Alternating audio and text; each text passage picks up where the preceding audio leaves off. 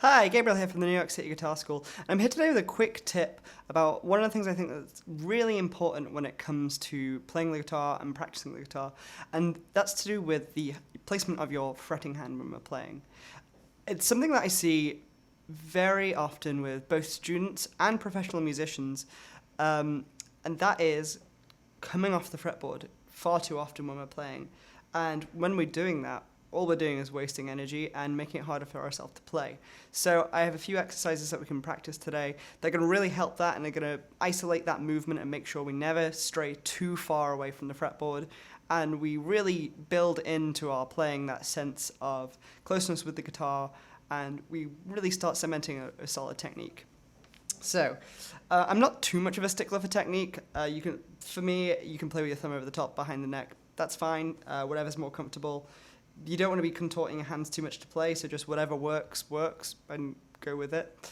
However, we don't want to be doing this, and it might not be that extreme. I'm just trying to be really over the top and exaggerate that, but what can happen is you'll play a note and you'll jump off, you'll play another note and you'll jump off, you'll play a note and you'll jump off.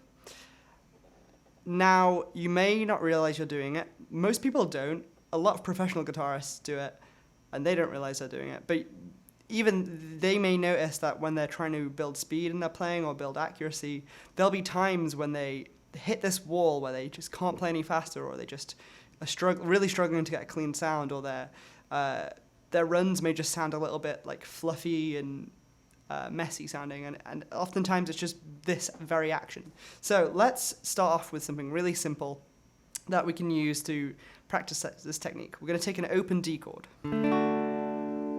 Now, we're not even going to practice changing chords here. All we're going to do, we're going to play the D chord, then we're going to lift our fingers up off the strings. Now notice, all I'm doing is I'm lifting my fingers up about 2 or 3 millimeters above the strings, about 1/8 of an inch coming off the strings there, and then back on. I'm not doing this, I'm just doing this. Okay, now we're going to combine this going D to G. I'm really trying to make sure my fingers never stray too far from the neck. D to G. Okay, now let's look at a scale. I'm going to use a G major pentatonic scale, so 3rd fret on the 6th string, 5th string open, 2nd fret on the 5th, 4th string open, 2nd string on the 2nd fret on the 4th, 3rd string open, 2nd fret on the 3rd, 2nd string open, 3rd fret on the 2nd, 1st string open, 3rd fret on the 1st.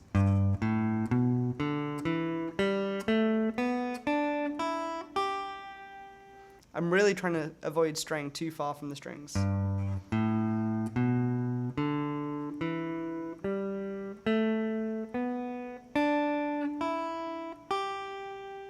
Now the fingers that are floating, I'm trying to keep them close because in case I want to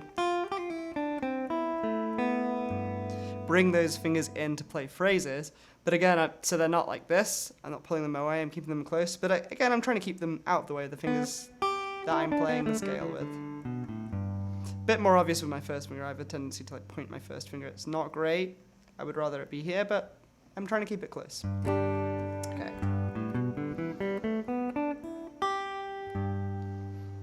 Okay, let's use a G major scale. So I'm going 3, 5, 2, 3, 5, 2, 4, 5.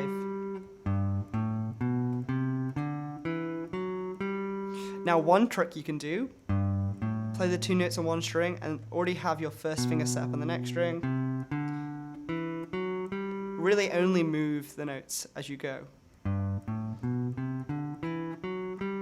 Now, there's a flip side to this. We don't want to develop what's called a lazy set of fingers where we're always just anchoring on, because the other thing can happen there where we're using excess energy to hold down notes we don't need to be holding. I'm merely preparing a note before I hit it.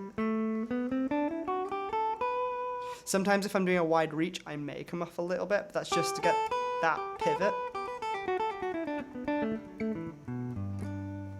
Now, I think it's really important to avoid jumping too far away from the neck whenever we play. Hopefully this tip was useful. It's just a short video, quick little tip, a couple of little exercises you can play. It's more something to be conscious of when we're playing, because I think most guitarists aren't conscious of it, or if they were at one point, they kind of forget, and that's when poor habits and techniques can slip into your playing. And this is a super, super helpful thing, and all my students know I go on about this all the time. Break down movements. Try and look for the smallest movements whenever we're going from one place to another, be a chord or a note, and just really isolate every fine detail that we can in our playing. Hopefully this was helpful. If you want to see more videos like this, just check out our YouTube channel. We've got plenty of content, long form videos, play along content, song lessons. There's all kinds of topics that we cover. If you've got any questions, please leave a comment below. If you like this video, hit that like button, subscribe to the channel, hit the bell icon to receive notifications whenever we're posting new content. And I just want to say a huge thank you from myself, Gabriel, and the New York City Guitar School, and hopefully I'll see you in the next video.